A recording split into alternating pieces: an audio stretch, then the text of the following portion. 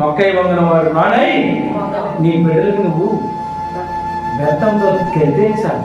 గద్దింపుకు లోపడిన వాడు వెళ్ళి వాడు అపహాసకుడు అయిపోతాడు. వాడు అపహాసకుడు పట్టతో పట్టుకోకుండా వాడిని సరిదిద్దాలంటే బెత్తంతో అప్పుడప్పుడు 2 దరువులు వేస్తూ ఉంటారు. దేవుని స్తోత్రం. పిల్లలు కూడా తల్లిదండ్రుల మాటలు విన్నవాడు ఎవరు కూడా బాగుపడిన చరిత్రలు లేదు. అర్థమవుతుంది.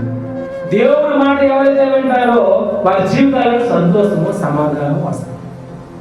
కనుక దేవుడి మాట విన్నారు.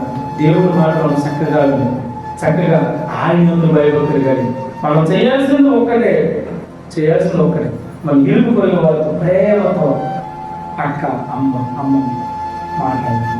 సంతోషం. తిన్నారు ఏం తినకపోతే ఇంట్లో చాలా సంతోషంతో సమాధానంతో ఉంటేనంట దేవుడు గొప్పగా సంతోషిస్తాడంట.